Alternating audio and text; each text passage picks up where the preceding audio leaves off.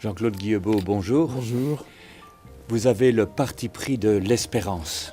Est-ce que notre monde serait en panne d'espérance? Oui, je pense qu'il est en panne d'espérance. Vous savez, l'espérance, il y a deux acceptions de ce terme. Il y a une acception proprement théologique, et puis il y a une acception plus élargie. Le grand livre qui avait paru dans les années 50, qui s'appelait « Le principe espérance », avait été écrit par un marxiste, par un ancien marxiste. Donc c'est pas un privilège ni chrétien ni confessionnel. Il n'empêche que c'est notre héritage. Et que nous sommes, avec l'espérance, nous avons rompu avec la vision du monde qui était celle des Grecs ou des traditions orientales qui se représentaient le temps comme circulaire. Le monde redeviendra ce qu'il était. C'est le mythe de l'éternel retour. Nous avons, nous, hérité des prophètes juifs, un sentiment qui est celui du prophétisme, du messianisme, c'est-à-dire que le temps n'est pas circulaire, il est droit. Ça veut dire que nous sommes en marche, nous sommes orientés vers un avenir que nous construisons, nous sommes responsables, je trouve ça l'expression magnifique, nous sommes responsables du devenir du monde. Et c'est ça l'espérance.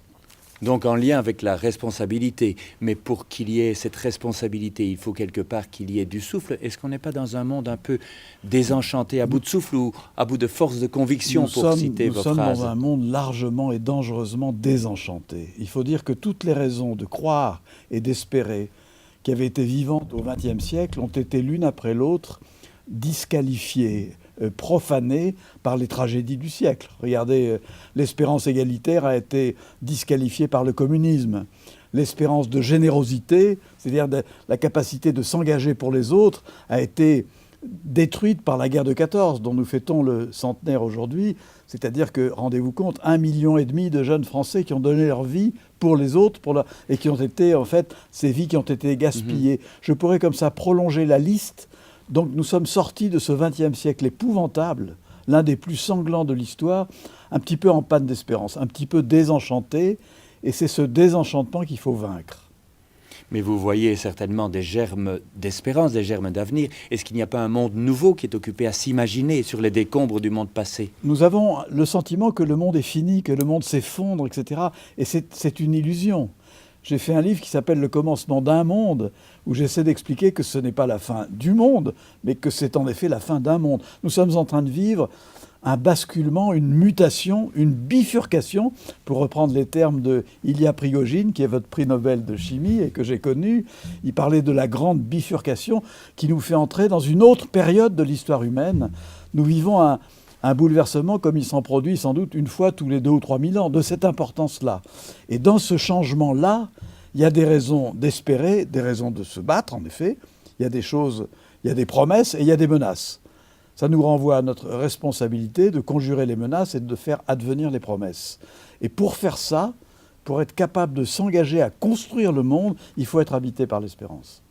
Et donc il y a des valeurs qui sont à conserver, mais il y en a d'autres qui sont occupées à naître. Absolument. Celles qui sont à conserver, ce seraient lesquelles selon vous? Tout ce qui concerne la définition de l'homme, tout ce qui concerne la dignité humaine, tout ce qui concerne le fait que nous sommes aussi des êtres de spiritualité. Nous ne sommes pas des machines, nous ne sommes pas des animaux. Autrement dit, toutes ces transformations technologiques qui risquent, qui tendent à rétrograder l'homme au rang de l'animal machinique, de la machine, etc. Tout cela, il faut refuser cela. Nous sommes, vous savez, comment vous dire, il y a un généticien américain qui a eu un jour une formule très drôle, avec beaucoup d'humour, mais que j'ai trouvé plus profonde, en fait, qu'on ne le croit. Il disait, quelle est la vraie différence entre un homme et un grand singe, un gorille, par exemple? Quelle est la vraie différence? Et en fait, quand on réfléchit bien, seul le gorille n'est pas capable de faire la différence entre l'eau plate et l'eau bénite. Ça veut dire quoi? Ça veut dire que nous sommes des animaux religieux, nous sommes des animaux habités par la spiritualité, et aujourd'hui, regardez comme ce monde en manque, et regardez comme il y a un peu partout des quêtes de gratuité, de spiritualité, et aussi d'engagement généreux. Vous avez écrit un livre, La vie vivante, où là je sens quand même une forte inquiétude face à cette dignité de l'homme. Il y a des progrès de la science qui ne sont pas positifs. Au fond, vous n'êtes pas un admirateur béat de la modernité, tout en étant un homme de la modernité. Je pense que, comment vous dire, face à la modernité, et surtout à ces prodigieux progrès technologiques, je me suis beaucoup intéressé dans ce livre à la cyberculture, à la révolution numérique, etc. Face à cela, il me semble, pardonnez-moi, je vais employer un terme un peu brutal, il y a deux formes de sottise. celle qui consisterait à tout refuser et celle qui consisterait à tout accepter.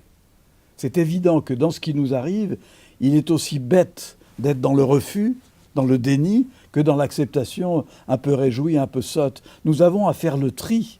Chaque transformation que nous vivons porte des menaces et des promesses, comme je le disais tout à l'heure. Et là, avec la cyberculture, je me suis beaucoup intéressé à ces visions terrifiantes de ces gens que j'appelle les technoprophètes, et qui pensent que toute notre vie et que tous les problèmes humains peuvent être résolus par la technique. C'est-à-dire qu'ils se font une idée, comment vous expliquer, dogmatique de la technique, avec des projets quelquefois délirants, qui les conduit à, par exemple, je n'ai pas le temps de citer des exemples, mais qui les conduit par exemple à détester le corps, tout ce qui est matériel, tout ce qui est charnel, c'est quelque chose de dégoûtant. Vous savez, ces techniciens qui rêvent par exemple de faire grandir les fœtus, non plus dans l'utérus de leur mère, mais dans des machines, dans des couveuses artificielles, dans des utérus artificiels. J'ai trouvé en les lisant des textes effrayants, où ils expliquent qu'en fait c'est plus propre que le ventre d'une femme. Autrement dit, ils sont conduits vers une espèce de catharisme, de détestation du corps, face auquel les chrétiens, s'ils comprenaient ce qui se passe, ils auraient une réponse magnifique. Nous avons une réponse magnifique, c'est l'incarnation. Nous devrions nous intéresser un petit peu plus à ce qui fait partie de notre tradition, qui est l'incarnation. La splendeur du corps. Et c'est là que vous craignez un petit peu ce que vous appelez à un moment donné, non, c'est pas vous qui dites ça, l'humain version 2.0, c'est-à-dire un autre type d'humain qui serait très loin de cette dignité, qui serait dans le rejet du corps et le rejet d'une partie de l'humanité, Absolument. celle qui n'adviendrait pas à cette modernité triomphante. Qui aboutirait par exemple, vous savez, à faire des hommes améliorés. Parce qu'on peut vous améliorer, on peut améliorer maintenant votre cerveau en lui greffant des mémoires supplémentaires, etc.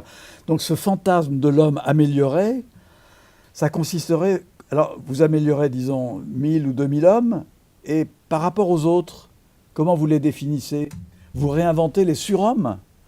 Et il y a un jour un journaliste américain, que je cite dans un de mes livres, qui a posé cette question à un technoprophète, en lui disant, mais si vous améliorez 10 000 hommes, par exemple, qu'est-ce que vous faites des quelques milliards de restants? Et il a eu cette réponse terrifiante. Il a dit, les dinosaures ont bien disparu. C'est-à-dire, les hommes anciens, ceux qui n'étaient qu'humains, sont voués, il faut accepter, à la disparition. Autrement dit, je vois au cœur même des progrès technologiques prometteurs naître des pensées totalitaires effrayantes, qui nous ramènent à ce monsieur qui avait une petite moustache comme ça, vous comprenez? Mais soyons plus positifs, si vous voulez. Et ce monde nouveau, il est occupé à naître déjà maintenant ou c'est pour dans 10 ans? Non, nous sommes déjà dedans. Nous sommes assez largement dedans. Et ce monde est incroyablement plein de promesses, à tous égards, dans notre rapport à la culture. Regardez par exemple, même si ça comporte des dangers, mais regardez par exemple cette chose qui n'est jamais arrivée dans toute l'histoire de l'humanité, c'est que pratiquement tous les hommes de la Terre sont interconnectés. Nous sommes 7,5 milliards sur la planète et il y a 6,5 milliards de téléphones portables. Ça n'a l'air de rien, mais ça veut dire que virtuellement, tous les hommes de la Terre sont interconnectés et sont reliés entre eux. Nos enfants ne se sont jamais autant parlé, même si quelquefois ils oublient de se rencontrer de manière véritable. Voilà un exemple. Nous avons désormais, si vous êtes par exemple un jeune étudiant sénégalais à Dakar, vous pouvez, pour le prix d'un café dans un cybercafé, visiter le musée du Louvre ou visiter toutes les cathédrales de France en 3 dimensions. Autrement dit, le monde, nous avons un accès au monde prodigieux. La culture humaine est accessible de n'importe quel point du globe, à tout moment et de n'importe où. Autrement dit, il y a des promesses extraordinaires avec en même temps des menaces, parce que qu'est-ce que c'est que la culture là-dedans? Est-ce que la culture, c'est seulement l'accumulation de connaissances, ou est-ce que c'est aussi autre chose? Je pourrais vous dire autant des progrès qu'on fait en matière génétique. Nous sommes capables de guérir beaucoup de choses qui étaient jusqu'à présent inguérissables. Et en même temps, il y a ces fantasmes qui nous font peur, le retour de l'eugénisme, le clonage, etc. Chaque fois, nous avons cette ambivalence, promesse formidable et menace. Et je vois autour de moi, j'ai l'impression que nos enfants, les jeunes, ont bien compris cela. Et ils ont quelquefois moins peur que nous, et ils sont quelquefois capables de se battre contre les menaces avec plus d'énergie que nous.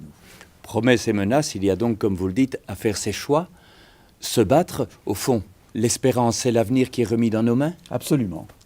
J'aime beaucoup cette phrase, vous savez, de Pablo Neruda, qui était venu un jour faire une conférence peu de temps avant la fin du siècle, avant la fin du XXe siècle. Et il avait terminé sa conférence par cette phrase que j'avais trouvée magnifique.